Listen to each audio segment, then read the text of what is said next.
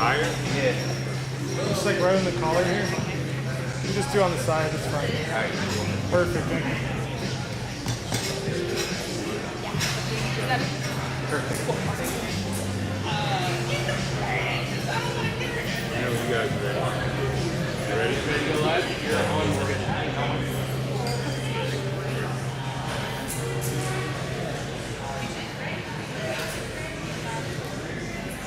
All right, our next competitor is ready to roll. I believe our judges are ready. You guys ready?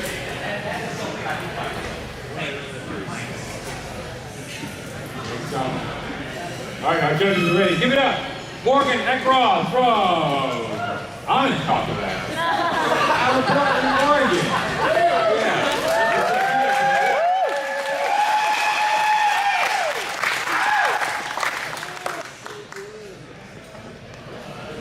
Morgan, you know the deal. When you're ready, it's going to be comfortable.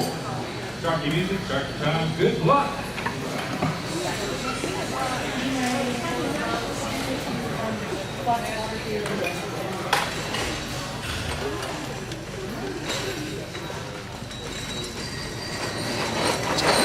Can I get a...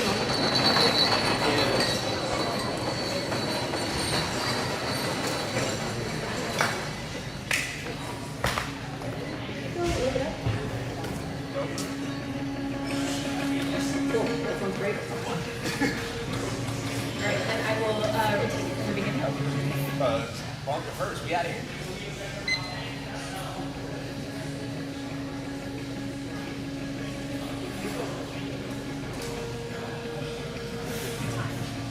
What is the future of art history? It's a question I am sure you have all heard before, but I think that each one of us, myself included, would likely give a different answer. However, I also believe that when you boil all of those answers down to their simplest form, there's one consistent thread, and that is that we want others to care. To care about producers, about the cost of coffee, the treatment of baristas, and the innovations that we say will drive this industry forward. And today, I don't want to answer what the future of our industry is, but I want to instead address how we can move others to care so that there is a future. I believe that we as people are rarely moved to action through facts alone. It is instead the application of those facts into human-centered stories that move us to care. We know that coffee is nothing if not the culmination of many stories, and the ability to tell those through exceptional beverages is what my work as a barista distills down to. So with that being said, get comfortable and let's get started. Now, in sharing this coffee with you today, I could, of course, say that it's a Gesha variety from Panama that has undergone anaerobic natural processing.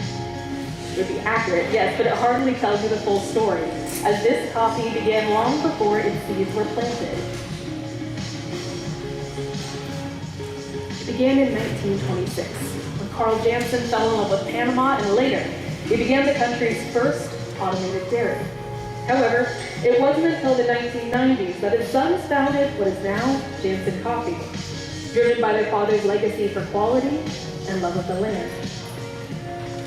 Jansen Coffee today is in the hands of Kai Jansen, the third generation of his family to be continuing a legacy that began with his grandfather.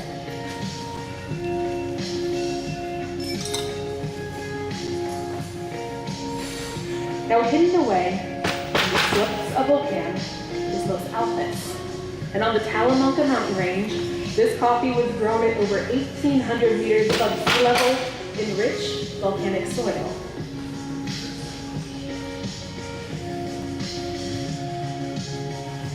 If you were to walk through this coffee's fields during flowering, you would be greeted by the perfumed aroma of jasmine and citrus blossom. It's an iconic trait of the Gesha variety.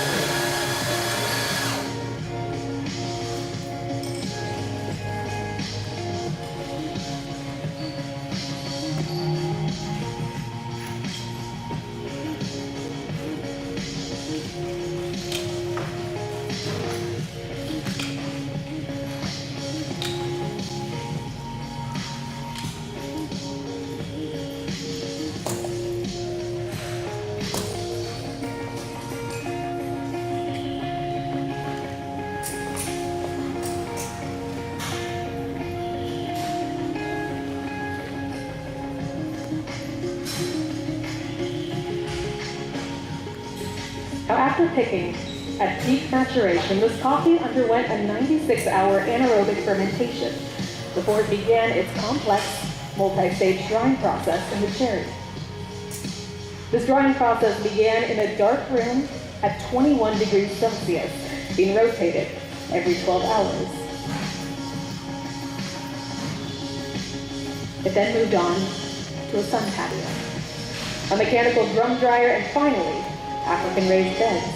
Now, the results of this meticulous drying process are a final cup that is rich in tropical acidity.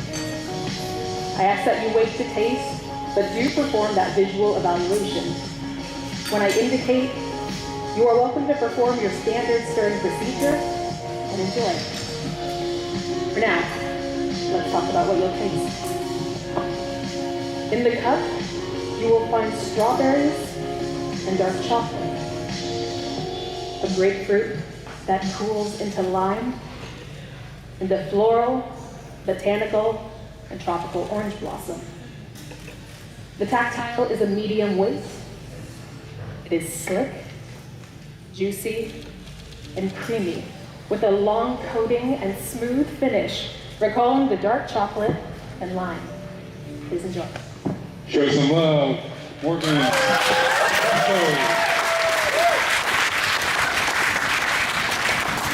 Who wants one?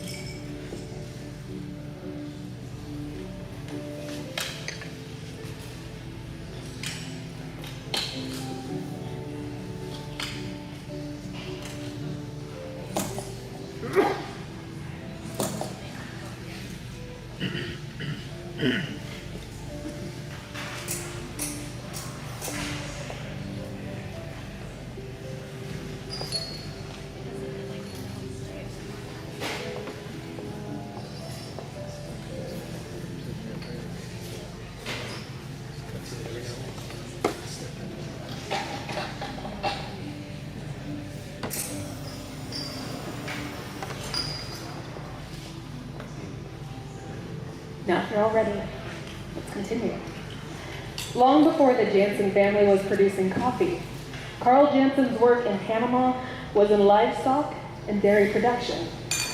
In a region known for its lush forests and eternal spring weather, his work prioritized preserving the natural richness of the lands and lakes for future generations.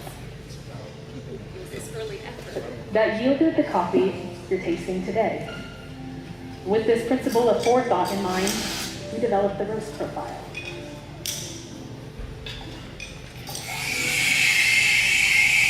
Now this coffee was roasted in 600-gram batches with a drop temperature of 188 degrees Celsius at 9 minutes and 20 seconds. Through this, we were able to open up those sweet, berry-forward flavors you tasted earlier. However, when paired with milk, this coffee also expresses uniquely rich and confectionery notes. Once more, as I rejoin you and hand off your drinks, I ask that you please wait to taste, but do perform that visual evaluation.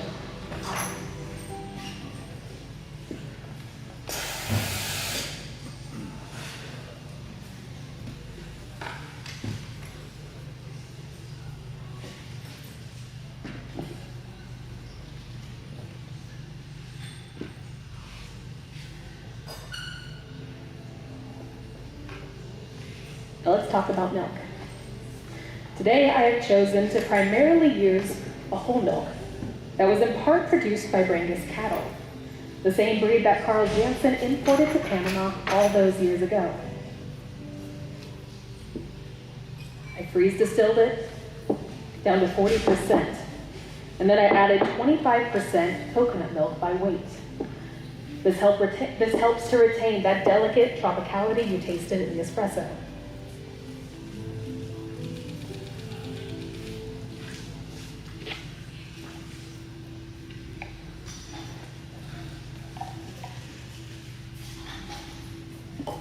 Now in the cup, you will taste melted dark chocolate ice cream. You will taste the flavor of almond.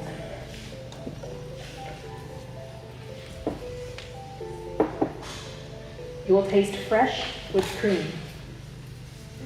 And finally, a coconut white cake. The tactile is a heavy weight. It is rich, buttery, and coating. The long finish, recalling that melted dark chocolate ice cream.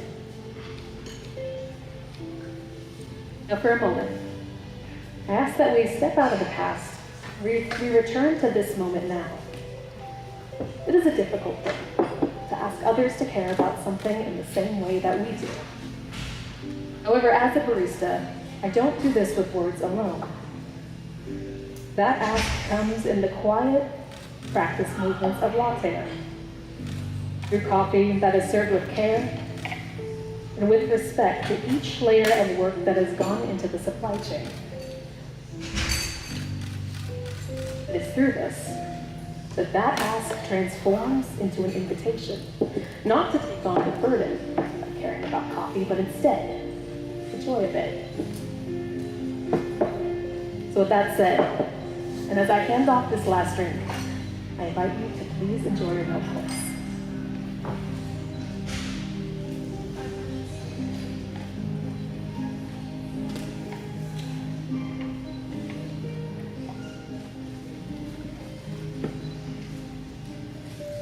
Please enjoy, and we'll rejoin shortly. Milk course is on the table. Give it up, Morgan.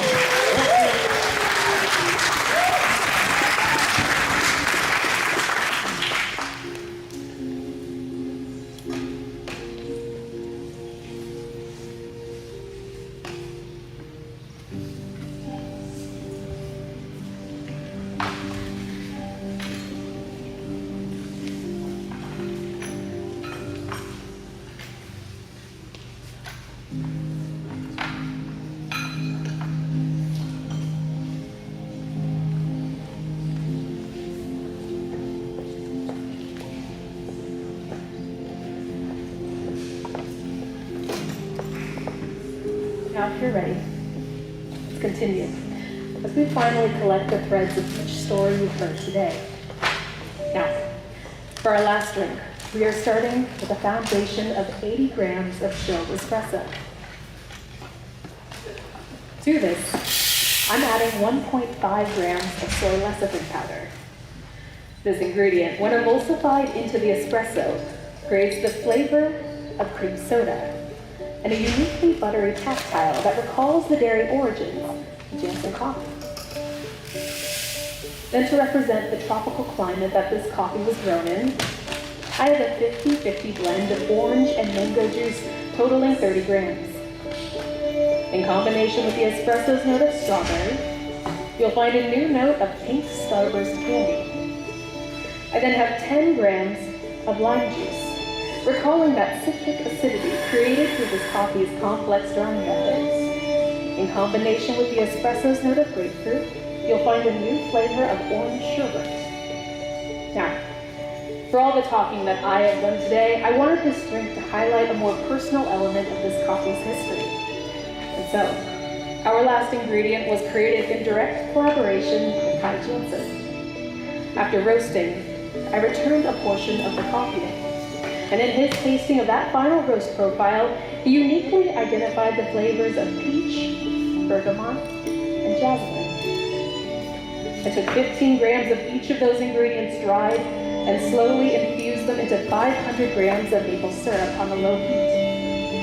This resulting syrup represents Kai's knowledge and dedication that he has poured into the cup. And that 25 grams, in combination with the espresso's note of orange blossom, creates the new flavor of milk chocolate. The last step is to emulsify all of these ingredients together through the use of nitrous oxide. It further enhances that buttery tactile and weight. I ask that you please hold on tasting, but let's recall those flavor notes one more time. In the cup, you will taste pink starburst candy. You will taste milk chocolate, cream soda, and orange sherbet. The tactile is a medium weight. It is thick, frothy, and pillowy, with a long-lasting finish, recalling the flavors of pink starburst and a hint of grapefruit. Now I ask that you take in the scene in front of you. Nestled within a recreation of this coffee's home in Volcan, Panama, is my final invitation to you. It is an invitation to take on the joy of caring about coffee. And as this fog of jasmine and orange blossom cascades across the mountains, recalling blooming geisha blossoms, I'll leave you with this. Our futures will not be found solely in the innovations of tomorrow, but instead in the stories of our past that have culminated into these cups in front of you. To tell these stories is my job, but to take them to heart is yours. So with that, I invite you to inhale and take in what is past before you swirl and sip to taste what is now. Please enjoy. Time.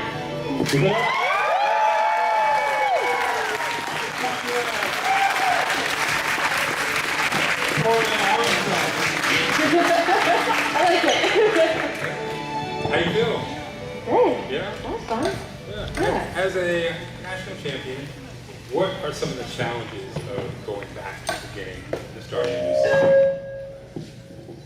It's a good question. I think every routine I make, I feel like it's like the last one I can do. Like I feel like I exhaust everything. And so coming to a new season, it's always a challenge to be like, what could be next, or what could I do differently? And so it's a challenge that's really fun to tackle, and this year especially. It was a really good time. I'm super happy with what we came up with.